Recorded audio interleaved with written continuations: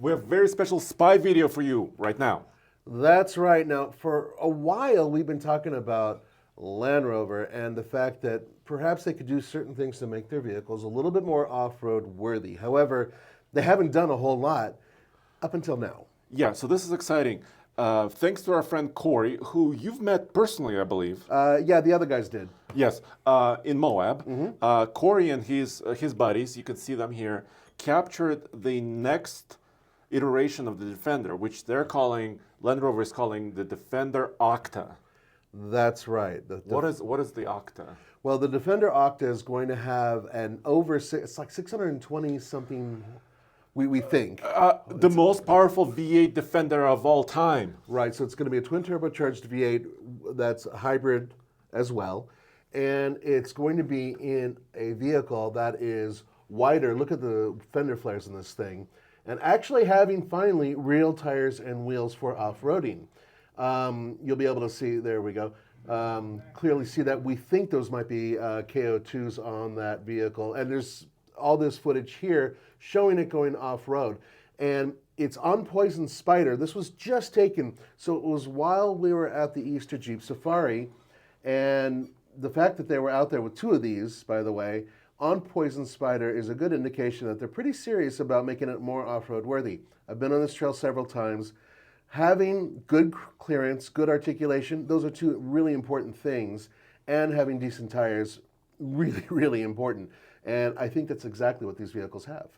Yeah, and also it's important, well, as you're watching it. Oh, Corey, turn around. Yeah, it's Corey, your turn, dude. Oh, there we go. A little bit. What I want to point out, you mentioned the wide body fenders, right? That's important for a couple of things, right? It makes the vehicle look pretty good. Yeah. But also it could allow, like we thought, more articulation. Right. And it has the latest, they're calling it 6D air suspension.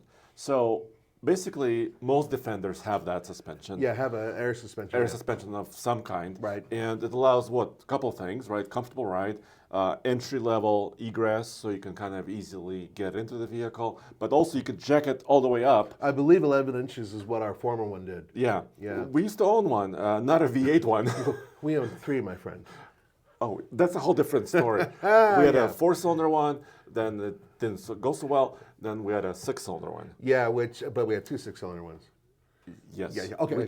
It's a whole different thing. That's a whole different story that you can see, by the way, on older TFL Now and TFL Off-Road videos, I believe. But I want you to zoom in again, one more time at the tires. You mentioned this looks like a larger tire in general that Defender has used before. Yep. Also, a lot more aggressive tread, and we think it's a BF Goodrich. Yeah, it looks to me like we've seen the sidewall of it from other pictures, and it looked to me like a KO2, and it definitely looked like it said BF Goodrich. But here's the thing about it. This isn't the only tire wheel combination that they're testing. We actually have some images from another publication showing this vehicle on the track, and you can clearly see that it's a completely different tire and wheel package that they're putting on that one while it goes around the track. This image comes from Motor Authority, just to give them, the proper tip of the hat. And this just shows it on the racetrack, but it certainly shows them. If you go to the very last picture, you can clearly see the. So it seems like there are multiple versions of this prototype, right? Right. And one of them have the off-roady wheels and tires, which is what we saw, and the other one does not. So let me fast forward here a little bit. Once again, thank you to Motor Authority. We follow their website, closely usually, and you can see another shot of the tire here in the back. And there's another.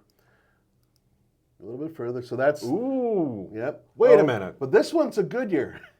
What? So you know what? They're probably testing different tires. Yes.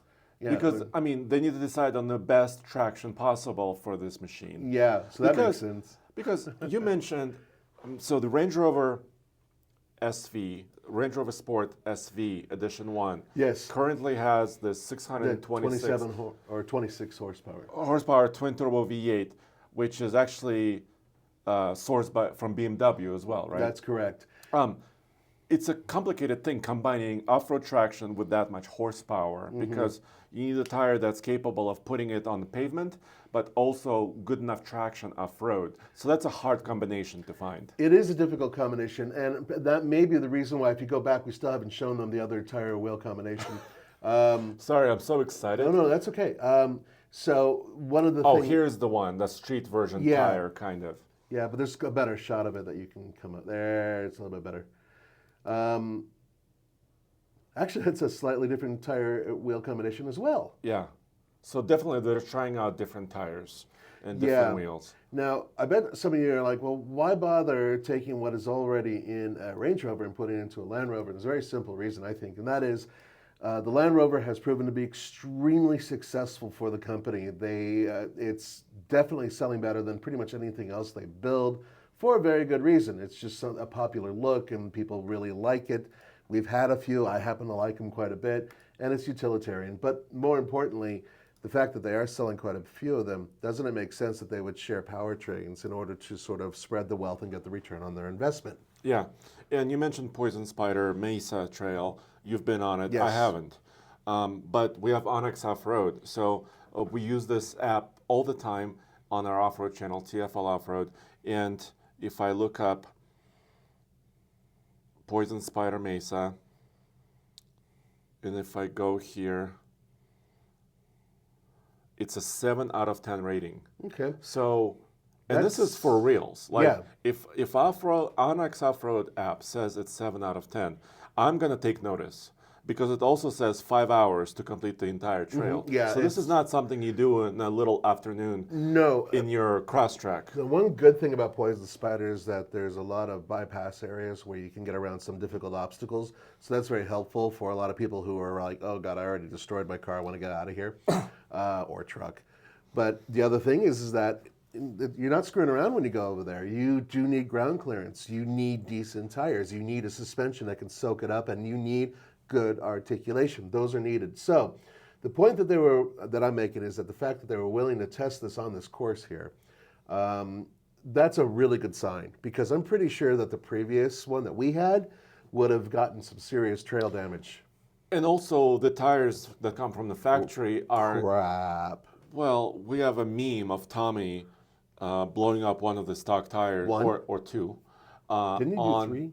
No, 2. Just 2, yeah. Because it was the tire on the truck, and then he put the spare, and the spare did the same thing. Within seconds. So the tire has to be tough. The sidewall has to be tough.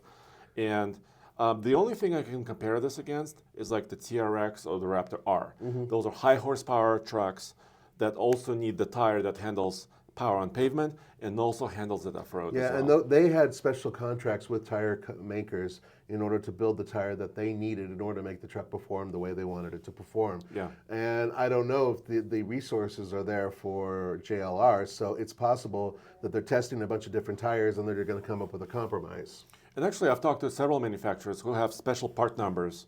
I mean, it may say Goodyear Wrangler Territory tire, but that tire on the Ram truck or a Ford or even a Land Rover may mean different things because the weights of the vehicles are different. So they have a different load rating and all that, Yeah, so those part numbers may differ. So it's really important when you're shopping for a tire for your truck that you can say, hey, I have this particular vehicle, which tire do I need? And that's what the tire you get. Well, we really appreciate Corey going through all the effort to produce this video. And also mentioning us several times. He mentioned us like 4 times actually. Including TFL Off-Road and TFL Truck. So we do appreciate that. If you guys are ever out there and you're seeing something like this that's really unique, by all means, film it and send it to us. We'll definitely give you, at the very least, a shout out. And Andre, how do they reach us? Screen went black. Ask@tfltruck.com is one of our main emails. Ask@tfltruck.com. So thank you very much. And also. And also alltfl.com is our site for all the news all the time. And we actually have like a week worth. I mean, you could keep scrolling, but you can get like several days worth of the latest news when you go to alltfl.com in one place.